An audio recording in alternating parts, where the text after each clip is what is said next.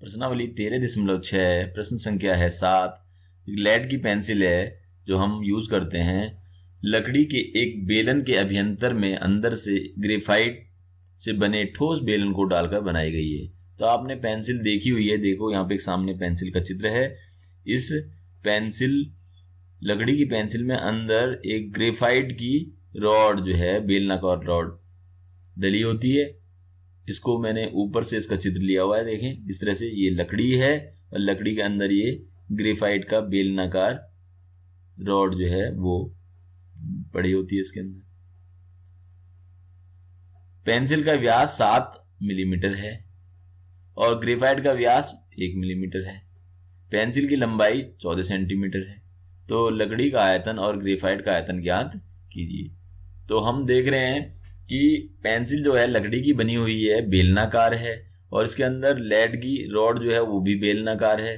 तो सबसे पहले हम पूरे पेंसिल का आयतन ज्ञात करेंगे। तो पूरी पेंसिल का आयतन ज्ञात करेंगे तो उसमें हमें क्या मिल जाएगा, लकड़ी का आयतन प्लस ग्रेफाइट का आयतन। तो यहां देखें इस पेंसिल की लंबाई दी हुई है h बराबर 14 सेंटीमीटर।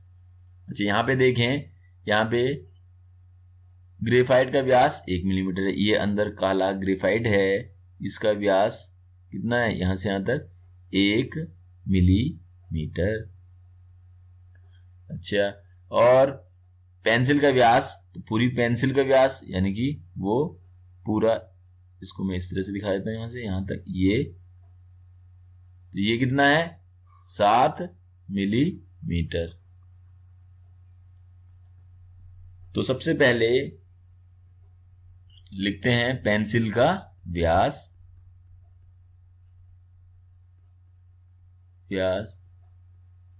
वो कितना है 7 मिलीमीटर। तो पेंसिल की त्रिज्या कितनी हो जाएगी, इसकी आधी। तो इसकी त्रिज्या r बराबर कितना होगा, इसका हाफ, 7/2 मिलीमीटर। हमें पता है कि 1 सेंटीमीटर बराबर 10 मिलीमीटर होते हैं। तो ये हो जाएगा 7/20 सेंटीमीटर।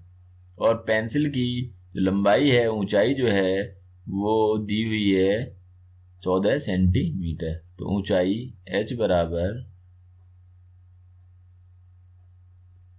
14 सेंटीमीटर। तो हम पेंसिल का कुल आयतन ज्ञात करते हैं। पहले पेंसिल का आयतन का मतलब है पेंसिल में जो लकड़ी है प्लस जो ग्रेफाइट है, दोनों का सम्मिलित आयतन आएगा। तो पेंसिल का आयतन का मतलब है लकड़ी प्लस ग्रेफाइट का आयतन। तो हमें आयतन का सूत्र पता है, पाई r स्क्वायर इंटू h। तो यहां पे मान रख लेते हैं 22/7। r बराबर कितना है 7/20, इसका स्क्वायर इंटू h कितना है 14। तो 22/7 इंटू 7/20 इंटू 7/20 इंटू 14। सरल कर लें, 7 से 7 कैंसिल, ये हो गया 11, ये हो गया 10, यहाँ पे ये 10 और ये हो गया 7। तो ये आ गया 11 इंटू 49, 7 7 से 49 हो गया ऊपर, और नीचे आ गया ये 100, यानी कि 49 की 11 से मल्टीप्लाई कर दें और ये आ जाएगा 539।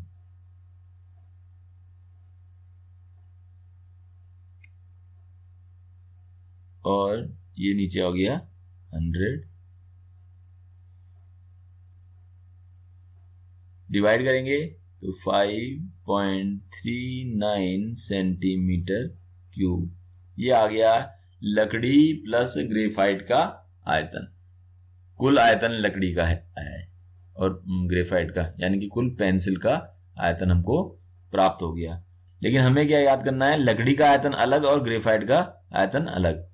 अब हम क्या करेंगे, इस ग्रेफाइट का आयतन निकालेंगे, कुल पेंसिल के आयतन में से ग्रेफाइट के आयतन को माइनस करेंगे तो लकड़ी का आयतन भी प्राप्त हो जाएगा। तो ग्रेफाइट के आयतन के लिए हमको लंबाई तो पेंसिल की लंबाई के बराबर है ग्रेफाइट की, हमको ग्रेफाइट की जो रॉड है, बेलनाकार रॉड, उसका व्यास हमें पता है, उसकी त्रिज्या ज्ञात कर लेते हैं पहले। तो हम ग्रेफाइट बेलनाकार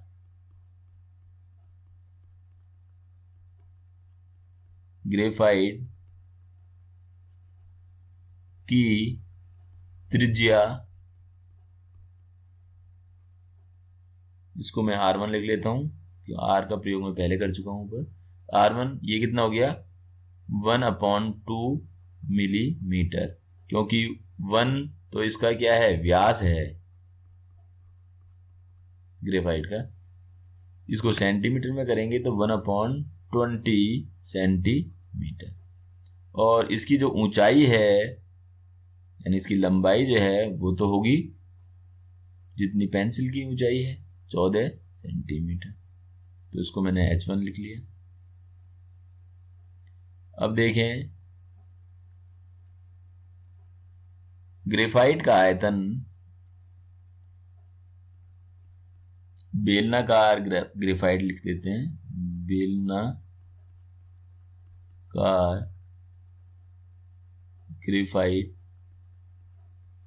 का आयतन बराबर, ये हो गया पाई R1 स्क्वायर इंटू H1, यानी कि 22/7। R कितना है, 1/20, इसका स्क्वायर करना पड़ेगा यहाँ पे, इंटू H कितना है, 14। तो आप चाहे तो ये H1 दोनों एक ही हैं, तो इसको हम H ही लिख सकते हैं यहाँ पे। सरल करें, 22/7 इंटू 1/20 इंटू 1/20 इंटू 14, 7 1 जा 7, 2 जा 2 1 जा ये 10, ये 11 और ये 10, तो ये आ गया 11/100। इसको डिवाइड करेंगे तो ये आएगा 0.11 सेंटीमीटर क्यूब। तो जो बेलनाकार पेंसिल है, उसके अंदर जो ग्रेफाइट है बेलनाकार, वो उसका आयतन है 0.11 सेंटीमीटर क्यूब, और कुल पेंसिल का आयतन है 5.39 सेंटीमीटर क्यूब। तो पेंसिल में तो लकड़ी प्लस ग्रेफाइट का आयतन है, और ये हमने ज्ञात किया सिर्फ ग्रेफाइट का आयतन। तो इस आयतन में से इस आयतन को माइनस कर दें तो हमको पता लग जाएगा लकड़ी का आयतन। तो पेंसिल में लकड़ी का आयतन, पेंसिल कैसी है, बेलनाकार, पेंसिल में लकड़ी का आयतन बराबर 5.39 माइनस 0.11, ये लकड़ी प्लस ग्रेफाइट का कुल आयतन था, यानी पेंसिल का आयतन, और ये सिर्फ ग्रेफाइट का आयतन। इसे माइनस किया तो ये हो गया 5.28 सेंटीमीटर क्यूब। तो इस तरह से पेंसिल में हमें लकड़ी का आयतन ज्ञात किया, पेंसिल में हमने ग्रेफाइट का आयतन भी ज्ञात किया, और कुल पेंसिल का आयतन भी। तो हमें याद रखना है कि एक पेंसिल है जो बेलनाकार है, उसके अंदर उसमें लकड़ी है और ग्रेफाइट है, दोनों ही बेलनाकार अवस्था में है। तो सबसे पहले हम पेंसिल का आयतन ज्ञात कर लें, जिसमें लकड़ी और दोनों ग्रेफाइट दोनों सम्मिलित हैं। पेंसिल का आयतन का मतलब लकड़ी प्लस ग्रेफाइट का आयतन, और फिर ग्रेफाइट जो है, जो कि बेलनाकार अवस्था में है, ठोस बेलन है पेंसिल के अंदर, उसका आयतन ज्ञात किया, और कुल आयतन में से ग्रेफाइट का आयतन माइनस करेंगे तो ये लकड़ी जो है, ये चित्र में हम देख रहे हैं, इस लकड़ी का कुल आयतन प्राप्त हो जाएगा।